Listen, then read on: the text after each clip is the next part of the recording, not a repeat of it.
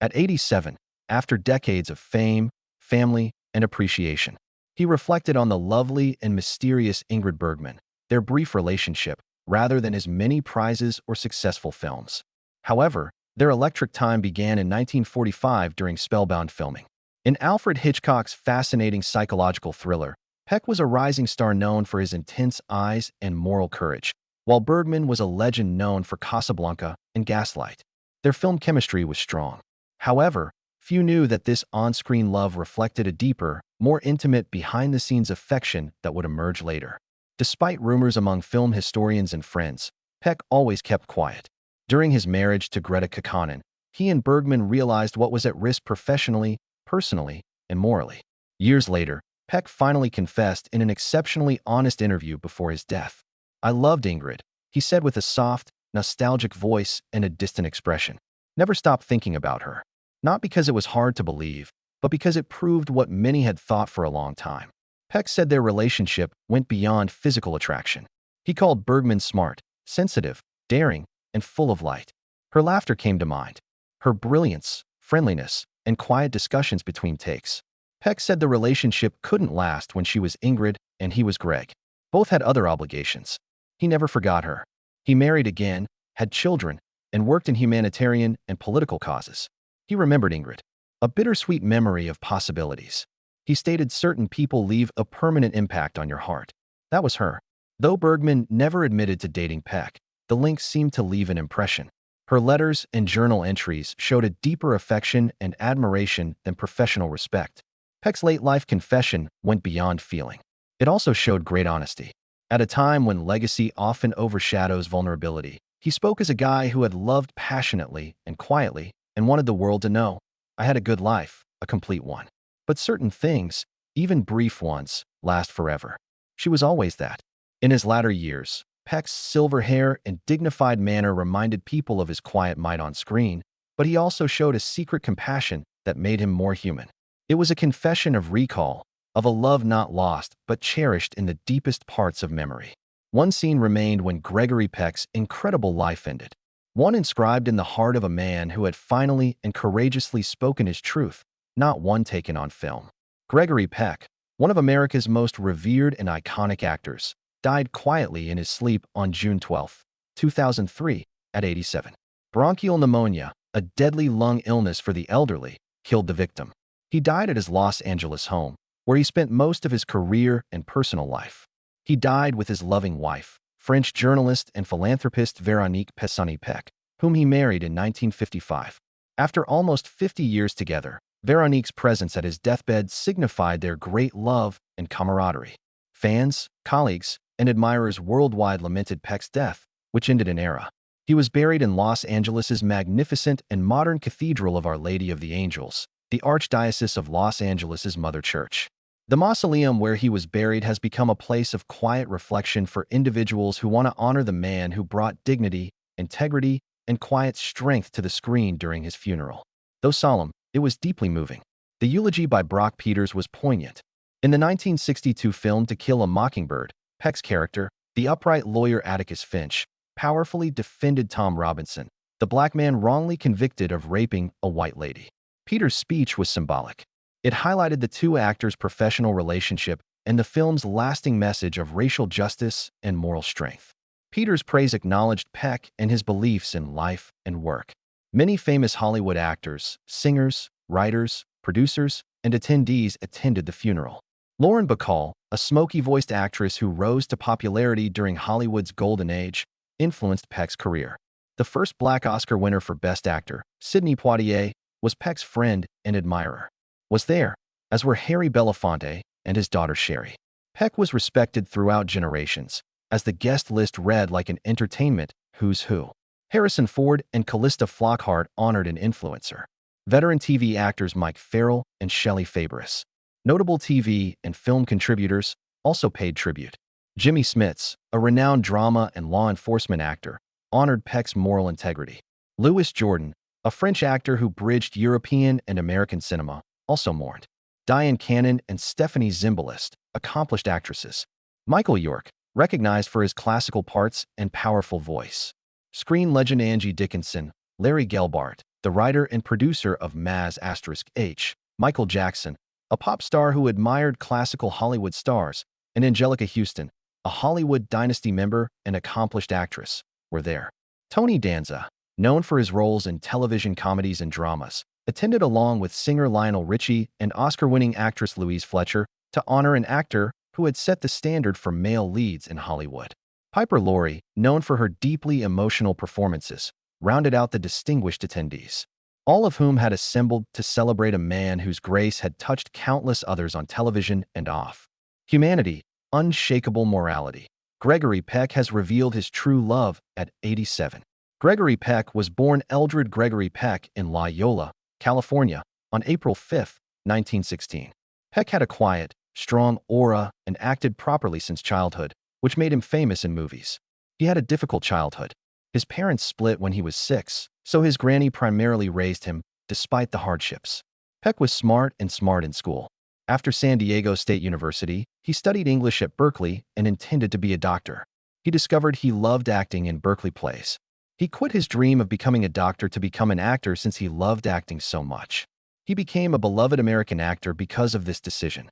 Peck began acting in theater, touring with acting organizations. He appeared on Broadway in the early 1940s after swiftly becoming popular on stage. His real fame came when he started making movies. Peck rose to fame quickly after his 1944 film Days of Glory. He could portray several characters because he was tall, noble, and had a deep voice. He was especially loved for playing decent individuals who did the right thing and cared about others. Maybe. Gregory Peck's signature film. His 1962 role as Atticus Finch in To Kill a Mockingbird, based on Harper Lee's renowned book. This was a terrific performance and a sign of bravery and righteous action. In a time of bigotry, Atticus Peck played a respectable Southern lawyer who defends a black man falsely accused of a horrific crime.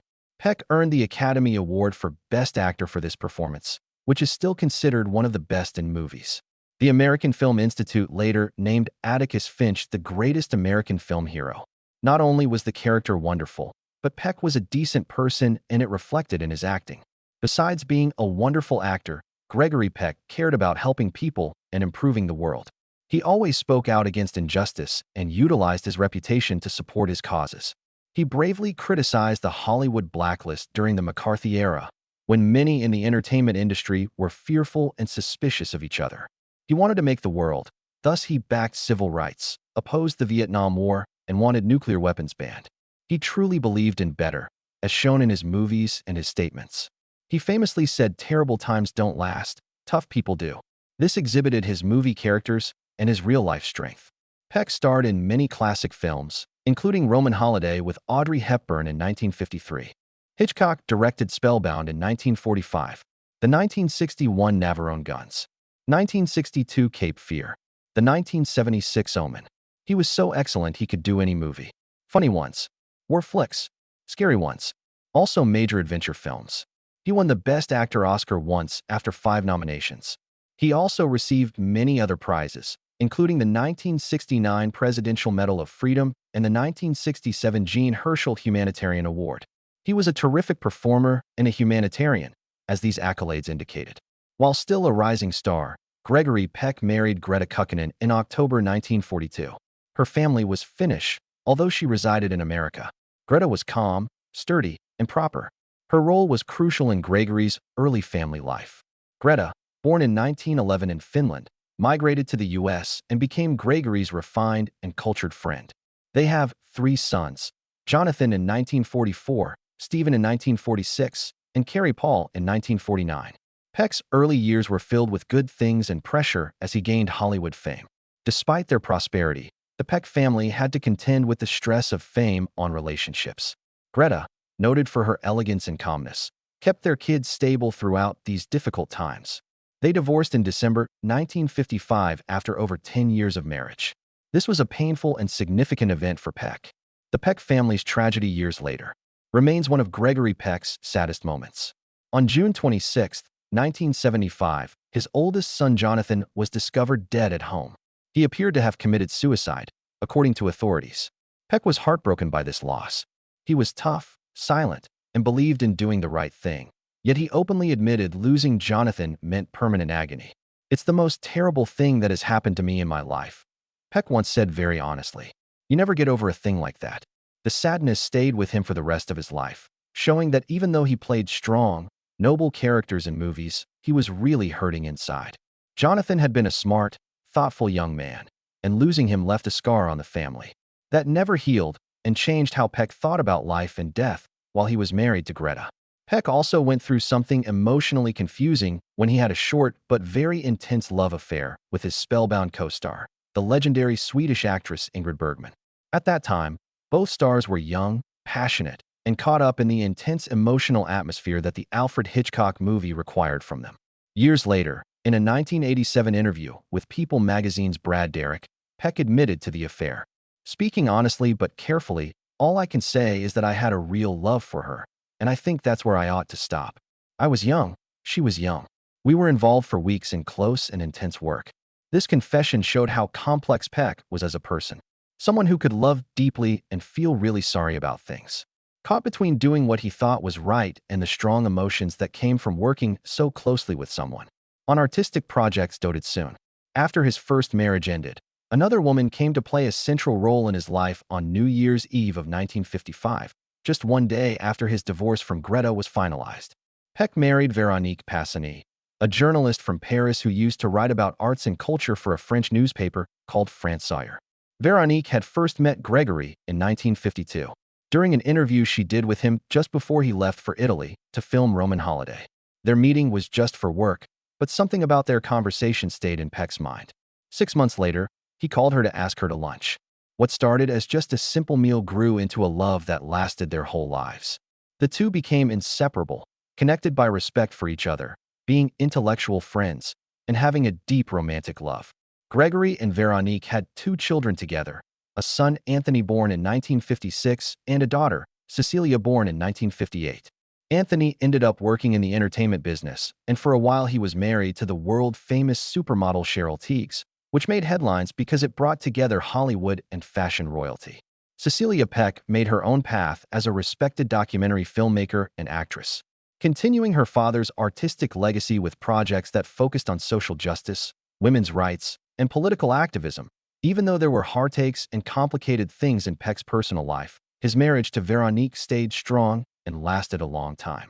They were married for almost 50 years, and everyone said their relationship was full of deep love, trust, and shared values. Véronique stayed by his side during the most important moments of his career and life, including when Jonathan died. And during his later work helping people and getting involved in politics, Peck often said that having her around kept him grounded and gave him strength through life's storms. Gregory Peck was also a proud grandfather.